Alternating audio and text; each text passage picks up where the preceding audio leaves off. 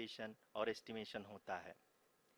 यहाँ यह भी जानना महत्वपूर्ण है कि चंद्रयान 2 का OHRC पेलोड अब तक काफ़ी ऊंचे स्तर का डैम प्रदान किया है, जिसके फलस्वरूप लैंडिंग साइट की सीमा को बढ़ाकर 4x2.4 किलोमीटर कर दिया गया है, जो कि पावर डिसेंट के दौरान सॉफ्ट लैंडिंग कराने में काफ़ी सहायक सिद्ध होगा। Apart from the sensors, Chandrayaan-3 is equipped with a suite of sophisticated payload instruments. While Chandrayaan-1 and Chandrayaan-2 orbiter have provided abundant remote sensing data of Moon, equally important are the on-site localized measurements that provide ground truths. Lander and rover have payloads which are completely new and will perform in situ analysis of lunar surface. The two spectroscopes on rover, APXS and LIBS, will actively measure the surface elemental abundances at the landing location and surrounding area. The lander carries a seismometer ILSA that can sense impact events and lunar quakes. The thermal probe CHAST will measure the temperature profile and thermal conductivity of Moon's regolith. The Rambha payload will carry out lunar ionosphere studies, while the laser retroreflector array shall be a passive location indicator for future spacecraft equipped with laser altimeter. The propulsion module has not been left behind, and an experimental shape payload has been added to it as a value addition. It will help in understanding the nature and characteristics of water-rich planets and will also aid in the future study of potentially habitable exoplanets. We are minutes away from the start of powered descent. The entire powered descent shall be carried out by the onboard autonomous landing sequencer, or ALS, which is a series of instructions preloaded to the lander module. These instructions include the commands to be executed, data to be collected and analyzed, and decisions to be made and executed autonomously throughout the LHBC, LDV और LHDAC का कार्यात्मक परीक्षण भी किया जा चुका है। LDV, जो कि पूर्णतः स्वदेशी तकनीकी से बनाया गया एक नया सेंसर है, इसका मुख्य कार्य लैंडर के वेलोसिटी को तीनों अक्षों में कंप्यूट करना है। पावर डिसेंट के दौरान लैंडर के सटीक पोजीशन और वेलोसिटी का ज्ञान होना बहुत ही आवश्यक है। लिराप यानी laser inertial referencing and accelerometer package इस कार्य को पावर डिसेंट के दौरान बखूबी निभाएगा। ट्रैजेक्टरी जनरेशन, जो कि चंद्रयान 3 मिशन के लिए बहुत ही अहम है, क्योंकि हर ऑर्बिट मैन्यूवर के बाद यह सुनिश्चित किया जाता है कि लैंडर की मिशन ऑब्जेक्टिव को ना बदले। इस क्रम में मैं यह भी आपको बता दूं कि ऑर्बिट डिटर्मिनेशन, जो कि उपग्रह के पोजीशन और वेलोसिटी को बहुत ही एक्यूरेटली बताता है, एक बहुत ही कठिन और जटिल कंप्यूटेशन और एस्टिमेशन होता है।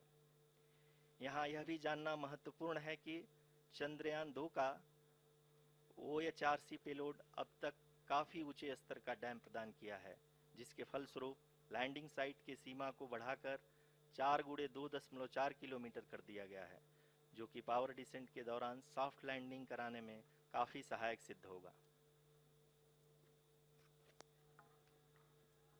Apart from the sensors, Chandrayaan-3 is equipped with a suite of sophisticated payload instruments. While Chandrayaan-1 and Chandrayaan-2 orbiter have provided abundant remote sensing data of Moon, equally important are the on-site localized measurements that provide ground truths. Lander and rover have payloads which are completely new and will perform in situ analysis of lunar surface. The two spectroscopes on rover, APXS and LIBS, will actively measure the surface elemental abundances at the landing location and surrounding area. The lander carries a seismometer ILSA that can sense impact events and lunar quakes.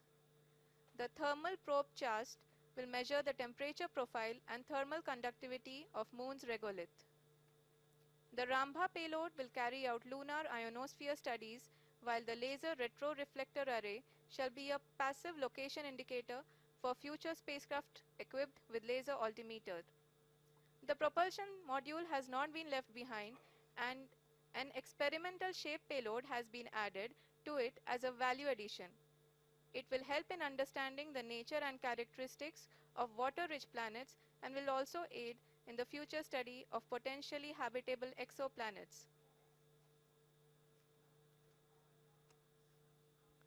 We are minutes away from the start of powered descent.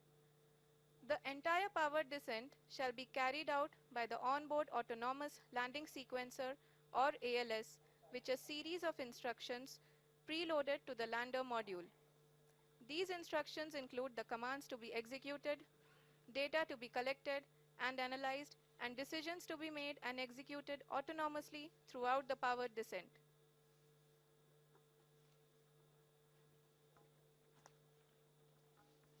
जी हाँ, अब हम power descent के बहुत ही करीब आ चुके हैं। हम आपको बताते चलें कि पावर डिसेंट को कुल 4 चरणों में बांटा गया है। सबसे पहले आता है रफ ब्रेकिंग फेज, जिसमें लैंडर की ऊंचाई को चंद्रमा की सतह से 30 किलोमीटर से घटाकर 7.4 किलोमीटर कर दिया जाएगा।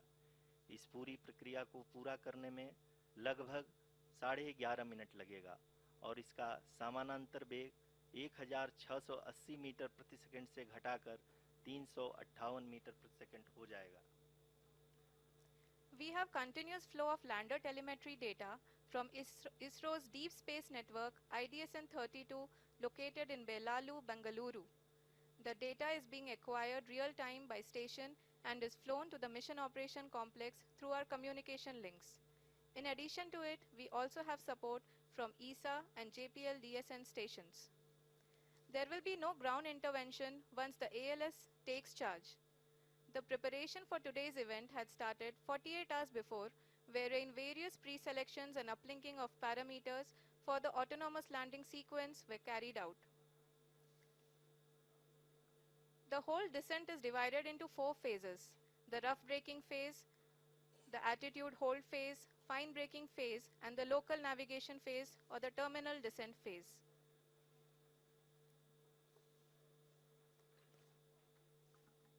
जी हाँ, एटीट्यूड होल्ड फेज, जो कि पावर डिसेंट का दूसरा चरण है, एक बहुत ही महत्वपूर्ण फेज है। इस 10 सेकंड के स्मॉल ड्यूरेशन के दौरान लैंडर के 2 महत्वपूर्ण सेंसर कारा और लासा लैंडर की ऊंचाई की गणना करेंगे। इस फेज के पूरा होते ही लैंडर चंद्रमा के सतह से कुल 6.8 किलोमीटर की ऊंचाई पर होगा। During the rough braking phase, the lander velocity shall be brought down from 1680 meters per second to 358 meters per second. The altitude will be brought down from 30 kilometers to 7.4 kilometers at the end of rough braking.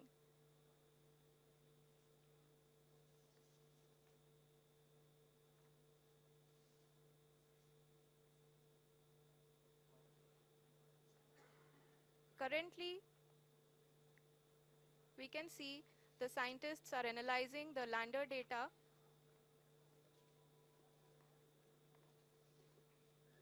जी हाँ, हम ये देख सकते हैं कि mission operation complex रूप में बैठे सभी वैज्ञानिक ये जो भी डेटा देख रहे हैं वो डीप स्पेस नेटवर्क IDSN 32 के द्वारा प्रोवाइड किया जा रहा है।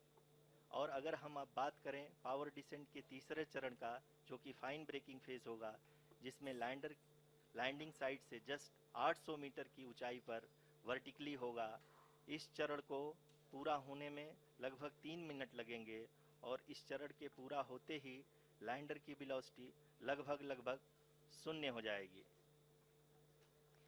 The scientists here at his track are glued to their systems, analyzing all sorts of complex data.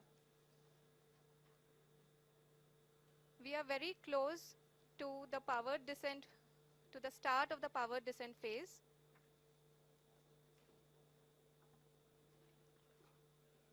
जी हाँ, अगर हम अब बात करें पावर डिसेंट के चौथे और अंतिम चरण का, जो कि लोकल नेविगेशन फेज या टर्मिनल डिसेंट फेज भी कहा जाता है, इस दौरान लैंडर के 2 इंजन बंद कर दिए जाएंगे और लैंडर के सेंसरों द्वारा इसके हाइट और वेलोसिटी की गणना इनर्शियल नेविगेशन को भेज दिया जाएगा।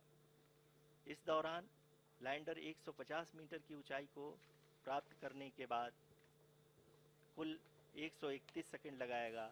इस पड़ाव पे आने के बाद पुनः लैंडर 22 सेकंड के लिए हॉवरिंग करेगा।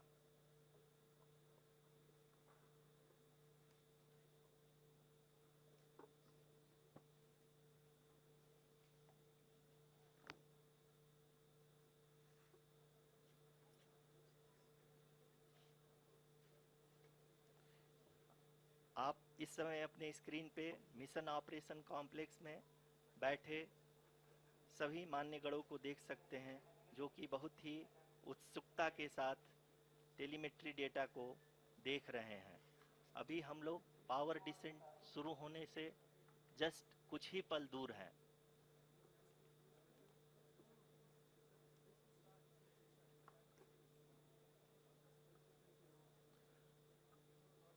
पावर डिसेंट शुरू होने में लगभग 30 सेकंड ही बचा है और हमको ये सारे data mission operation complex room में आईडीएसएन 32 के द्वारा, जो कि लगातार लैंडर के कनेक्शन में बना हुआ है, प्रदान कर रहा है।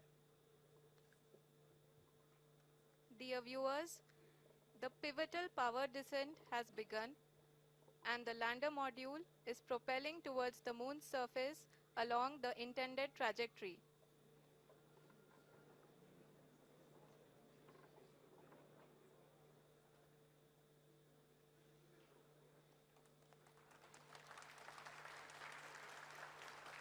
जी हाँ, अब हम देख सकते हैं रफ ब्रेकिंग फेज की शुरुआत हो चुकी है।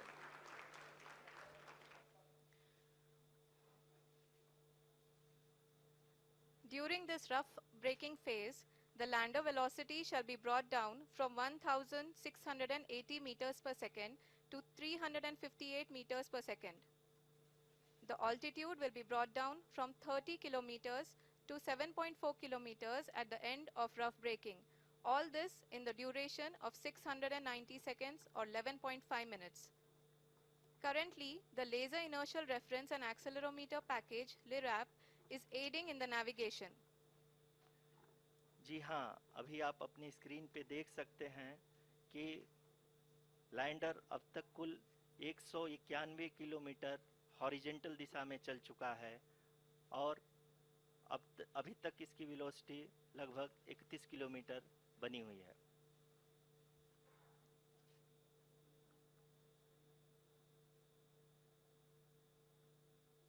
The lander module has traveled a distance of approximately 228 kilometers. The complete downrange that will be traveled during this phase shall be nearly 713.5 kilometers.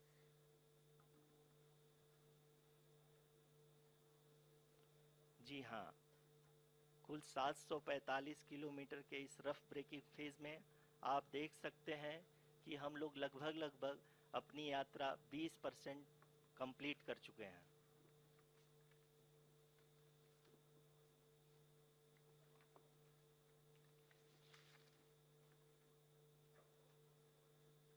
Power descent की यह शुरुआत हम कह सकते हैं कि बहुत ही सटीक और सधी हुई है, जिसमें लैंडर अपने वेगमान को अनुमानित तरीके से घटा रहा है।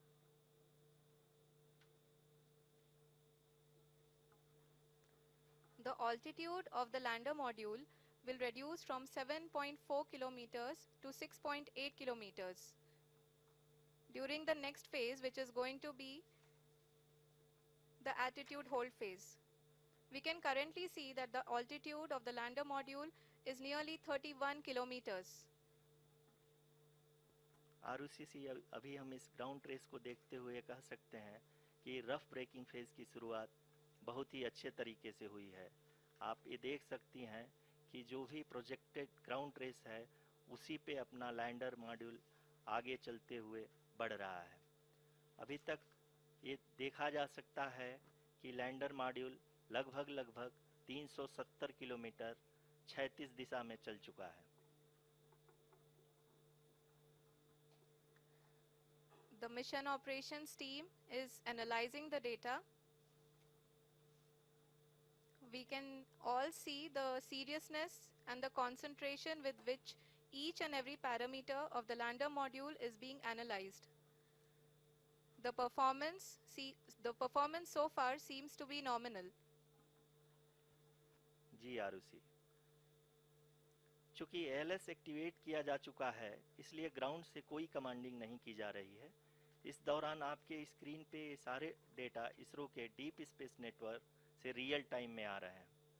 इस मिशन में सेकेंड और थर्ड ऑर्डर गाइडेंस पॉलिनोमियल का प्रयोग हुआ है जो कि इनर्शियल थ्रस्ट और एंगल के हमेशा सुनिश्चित करेगा। During the entire descent, there is no ground intervention as the ALS has taken charge. The preparation for today's event had started nearly 48 hours before, wherein various pre-selections and uplinking of parameters were done.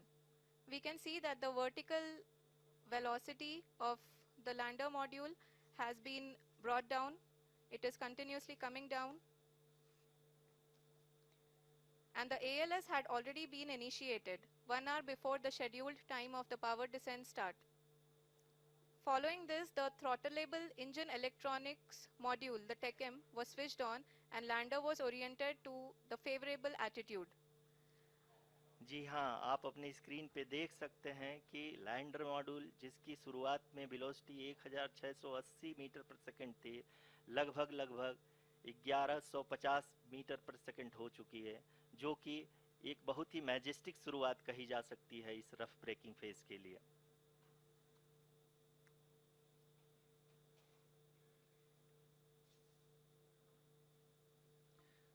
यहाँ पे मैं आपको ये भी बताते चलूँ कि आप अपने स्क्रीन पे देख सकते हैं कि द लैंडर मॉड्यूल का आल्टीट्यूड धीरे धीरे अब कम होता हुआ दिख रहा है और जो कि एक्सपेक्टेड भी है। अभी हम बात करें करंट आल्टीट्यूड की तो जो कि 28.6 किलोमीटर के आसपास है। आप स्क्रीन पर ये भी देख सकते हैं Chandrayaan 3 lander imager display. The lander imager is continuously taking photographs of the moon's surface, and that is also being streamed here.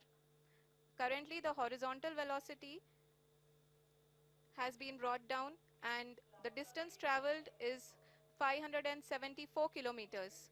The current altitude is 27 kilometers, as can be seen on the screen.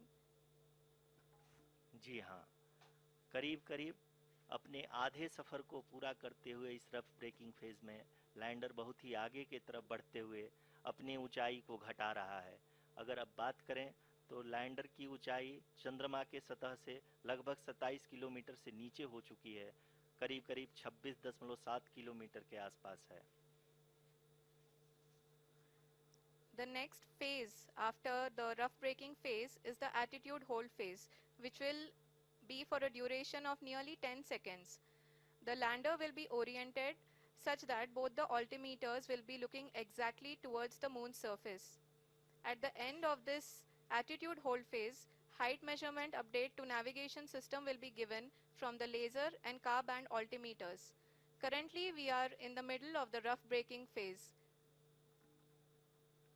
जी हाँ, अगर हम ध्यान से देखें तो लगभग 8 minute की यात्रा के बाद लैंडर अपनी हॉरिजेंटल वेलोसिटी को लगातार कम करते हुए अपनी ऊंचाई अभी की ऊंचाई के समय 24 किलोमीटर की ऊंचाई प्राप्त कर चुका है।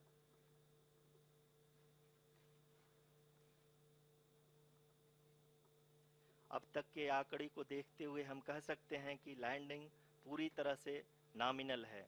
यहाँ पर हम देख सकते हैं कि हॉरिजेंटल वेलोसिटी लगातार कम होती हुई दिख रही है।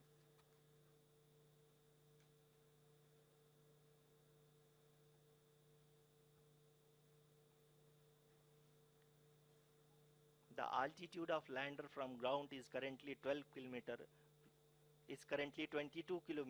which is again going to be coming down, and that is expected. For the viewers who have joined now, we are in the power descent phase, and we are in the rough braking phase, which is the first phase of the power descent. We have currently traveled a downrange of 697 kilometers, and the downrange that has to be traveled during this phase is 713.5 kilometers. जी हाँ, अभी आप देख सकते हैं कि lander की horizontal velocity लगभग 720 metre प्रति सेकंड हो गई है, लगभग हम ये कह सकते हैं कि 900 मीटर English पर 1 सेकेंड 2 3 1 2 3 वेलोसिटी को कम English किया जा चुका English है। 1 2 3 English English 1 2 3 English English English. Okay, At the going same to the time, we next can one. see the altitude of the lander is just 17.8 kilometer from the moon surface, which is going to be around 7.4 at the end of the rough braking phase.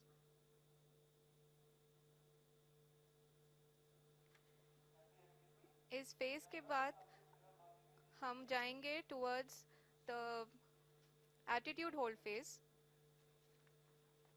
where we will be expecting sensor update from the laser and car band altimeters.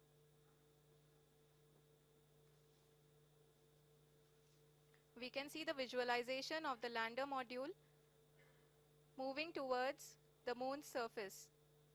The current altitude is nearly 15.2 kilometers and the distance traveled is 754 kilometers. We can also see the image that the lander imager camera has been providing. जी हाँ, इस rough breaking phase के दौरान 800 Newton के चारों throttle engine अपने कार्य को पूरी तरह से अंजाम दे रहे हैं और लैंडर के हॉरिजॉन्टल वेलोसिटी को लगातार कम कर रहे हैं। अब तक लैंडर लगभग अपने 75 से 80% की यात्रा को पूरा कर चुका है।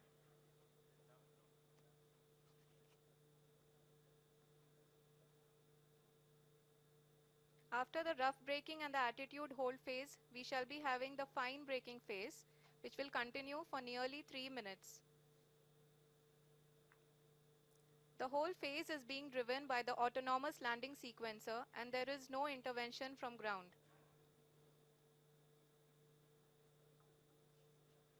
जी हाँ आरुषि, अभी आप अपनी स्क्रीन पे देख सकती हैं कि जो करंट आल्टीट्यूड है चंद्रमा के सतह से लगभग 10 किलोमीटर के आसपास है। जी हाँ, हम अपने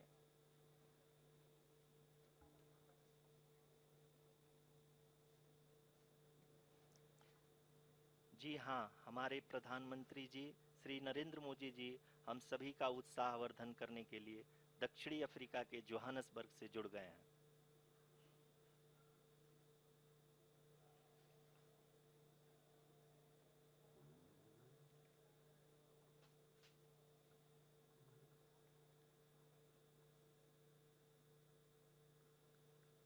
Yes, we are privileged to have with us Honorable Prime Minister of India, Shri Narendra Modi ji, who has joined us from South Africa's Johannesburg to encourage us.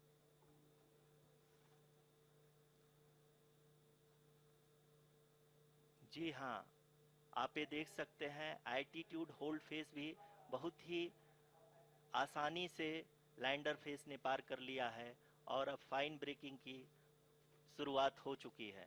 अभी हम ये देख सकते हैं कि लैंडर की ऊंचाई लगभग 5.6 किलोमीटर है, जो कि इस फेज के उपरांत लगभग 800 मीटर हो जाएगी।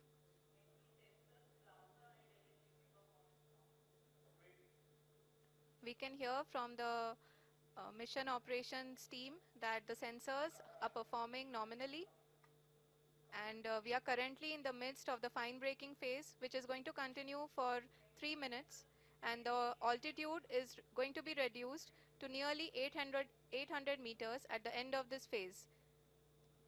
जी हाँ, जैसा कि आरुषि जी ने बताया कि लगभग 3 मिनट के उपरांत लैंडर की हाइट लगभग 800 मीटर वर्टिकली होगी और यहाँ पे लैंडर की horizontal velocity, vertical velocity, even down range भी लगभग शून्य होगा।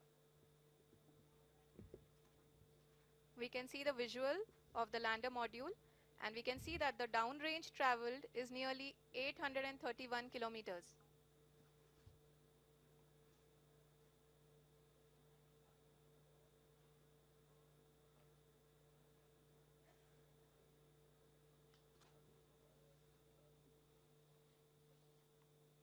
जी हाँ, आप अपनी स्क्रीन पे देख सकते हैं कि लैंडर की ऊंचाई अब चंद्रमा के सतह से लगभग 3 किलोमीटर से कम हो चुकी है।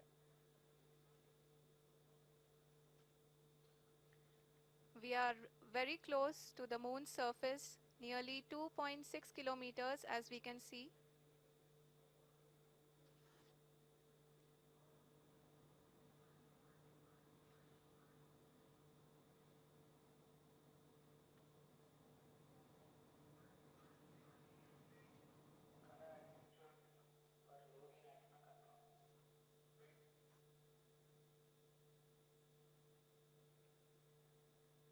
जी हाँ, अभी आप देख सकते हैं कि लैंडर की ऊंचाई लगभग 1 किलोमीटर के आसपास है।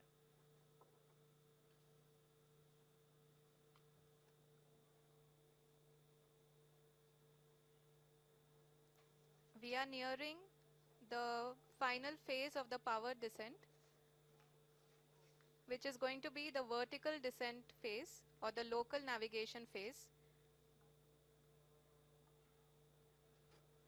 जी हाँ, अब हम फाइन ब्रेकिंग वेव्स के एकदम करीब आ चुके हैं। हाँ, आप तालियों के गड़गड़ाहट से सुन सकते हैं कि हम लोगों ने तीसरे चरण को भी बहुत ही सफलतापूर्वक हासिल कर लिया है और अभी हम वर्टिकल डिसेंट फेज में आ चुके हैं, जिसकी शुरुआत भी बहुत ही अच्छे ढंग से हो चुकी है।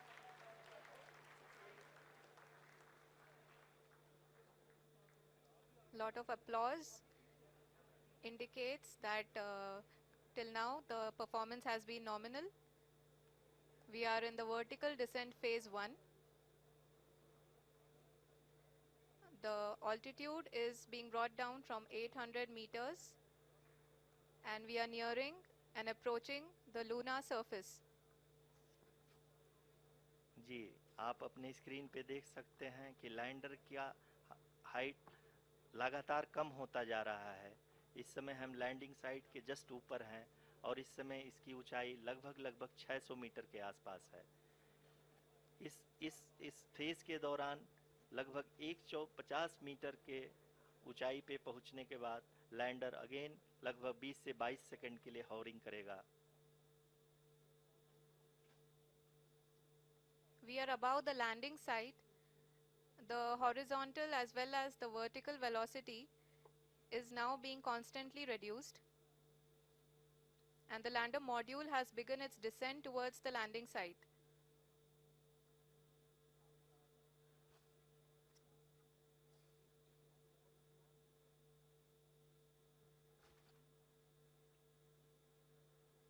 जी हाँ, आप अपने स्क्रीन पे देख सकते हैं ये जो पथ निर्धारित किया गया है, लैंडर पूरी तरह से उसी को ही फॉलो कर रहा है।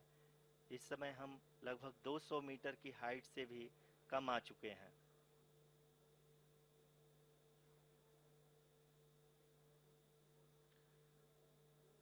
अब हम ये देख सकते हैं कि हम लगभग 150 मीटर की ऊंचाई पे हैं चंद्रमा के सतह से।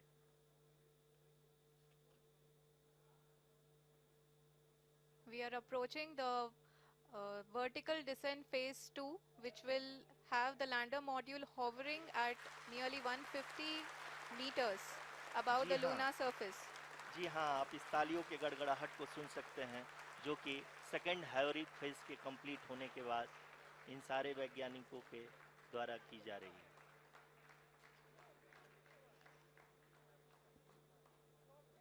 जी हाँ, आप अगर फिर से ध्यान से देखें तो एल्टीट्यूड पुनः कम होता जा रहा है। अभी हम लोग लगभग 135 मीटर की ऊंचाई पे हैं। The sensors that are updating at this point are providing confirmation of the safety of the landing site. As expected, the retargeting is going on and this is a very good signature for the lander. अभी आप ये देख सकते हैं कि lander की ऊंचाई लगभग 65 मीटर के आसपास बची हुई है।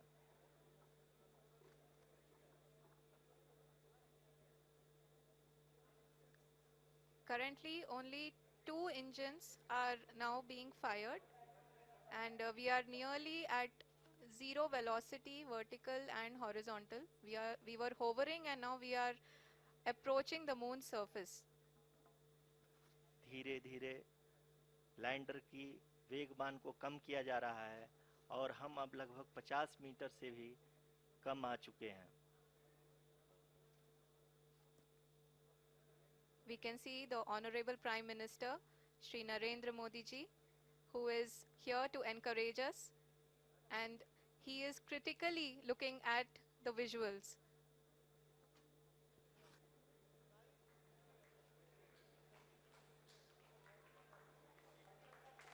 जी हाँ, आप अपनी स्क्रीन पे देख सकते हैं कि हम lander module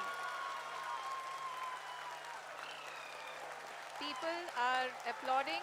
Let lander us all module wait to hear from the Secretary Department of Space and Chairman ISRO, Shri S. Somnath. Lander module पूरी तरह से सेफली और सॉफ्टली चंद्रमा के सतह पे लैंड हो चुका है। ये हम लोगों के लिए बहुत ही गर्व की बात है। हिंदी में एक कहावत है कि चंदा मामा दूर के, लेकिन अब हम ये कह सकते हैं कि चंदा मामा अपने घर के। बहुत ही उम्दा. The hard work of the entire ISRO community has come to fruition.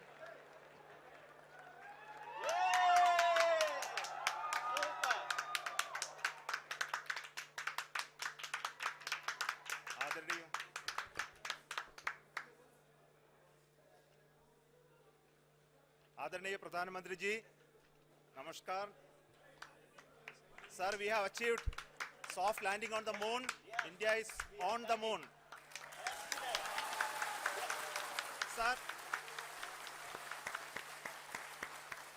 I request our Honorable Prime Minister to address us and bless us. Thank you, sir.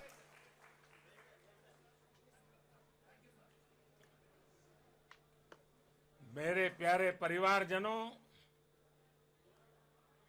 जब हम अपनी आंखों के सामने ऐसा इतिहास बनते हुए देखते हैं तो जीवन धन्य हो जाता है। ऐसी ऐतिहासिक घटनाएं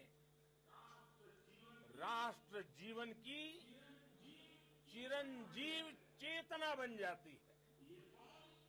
ये पल अविस्मरणीय है।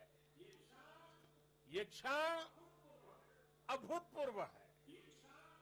ये क्षण विकसित भारत के शंखनाद का है। ये क्षण नए भारत के जयघोष का है। ये क्षण मुश्किलों के महासागर को पार करने का है। ये क्षण जीत के चंद्र पथ पर चलने का है।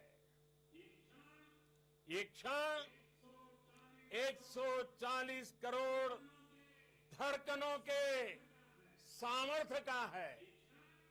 ये क्षण भारत में नई ऊर्जा, नया विश्वास, नई चेतना का है। ये क्षण भारत के उदयमान भाग्य के आह्वान का है। अमृत काल की प्रथम प्रभा में सफलता की ये अमृत वर्षा हुई है। हमने धरती पर संकल्प लिया और चांद पर उसे साकार किया। और हमारे वैज्ञानिक साथियों ने भी कहा, India is now on the moon. आज हम अंतरिक्ष में नए भारत की नई उड़ान के साक्षी बने हैं। साथियों, मैं इस समय ब्रिक्स समिट में हिस्सा लेने के लिए दक्षिण अफ्रीका में हूं, लेकिन हर देशवासी की तरह मेरा मन चंद्रयान महाअभियान पर भी लगा हुआ था। नया इतिहास बनते ही हर भारतीय जश्न में डूब गया है। हर घर में उत्सव शुरू हो गया है। हृदय से मैं भी अपने देशवासियों के साथ, अपने परिवारजनों के साथ इस उमंग और उल्लास से जुड़ा हुआ हूं। मैं टीम चंद्रयान को, इसरो को और देश के सभी वैज्ञानिकों को जी जान से बहुत बहुत बधाई देता हूं, जिन्होंने इस पल के लिए वर्षों तक इतना परिश्रम किया है। उत्साह, उमंग, आनंद और भावुकता से भरे इस अद्भुत पल के लिए मैं 140 करोड़ देशवासियों को भी कोटि कोटि बधाइयां देता हूं। मेरे परिवारजनों, हमारे वैज्ञानिकों के परिश्रम और प्रतिभा से भारत चंद्रमा के उस दक्षिणी ध्रुव पर पहुंचा है, जहां आज तक दुनिया का कोई भी देश नहीं पहुंच सका। अब आज के बाद से चांद से जुड़े मिथक बदल जाएंगे, कथानक भी बदल जाएंगे और नई पीढ़ी के लिए कहावतें भी बदल जाएगी। भारत में तो हम सभी लोग धरती को मां कहते हैं और चांद को मामा बुलाते हैं। कभी कहा जाता था, चंदा मामा बहुत दूर के हैं। चंदा मामा बहुत दूर के हैं। अब एक दिन वो भी आएगा जब बच्चे कहा करेंगे, चंदा मामा बस एक टूर के हैं। Friends, on this joyous occasion, I would like to address all the people of the world, the people of every country and region. India's successful moon mission is not just India's alone. This is a year in which the world is witnessing India's G20 presidency. Our approach of one earth, one family, one future is resonating across the globe. This human-centric approach that we present and that we represent has been welcomed universally. Our moon mission is also based on the same human-centric approach. Therefore, this success belongs to all of humanity, and it will help moon missions by other countries in the future. I am confident that all countries in the world, including those from the global south, are capable of achieving such feats. We can all aspire for the moon and beyond. मेरे परिवारजनों, चंद्रयान महाअभियान की ये उपलब्धि भारत की उड़ान को चंद्रमा की कक्षाओं से आगे जाएगी।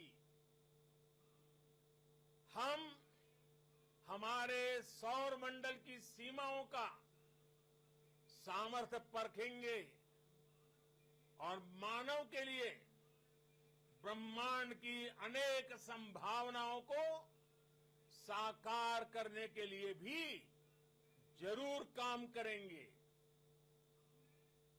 हमने भविष्य के लिए कई बड़े और महत्वाकांक्षी लक्ष्य तय किए हैं।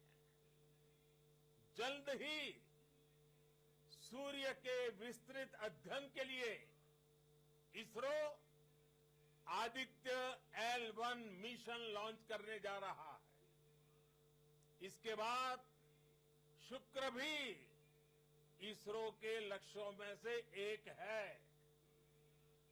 गगनयान के जरिए देश अपने पहले ह्यूमन स्पेस फ्लाइट मिशन के लिए भी पूरी तैयारी के साथ जुटा है। भारत बार बार ये साबित कर रहा है कि sky is not the limit. साथियों, साइंस और टेक्नोलॉजी देश के उज्जवल भविष्य का आधार है। इसलिए आज के इस दिन को देश हमेशा हमेशा के लिए याद रखे।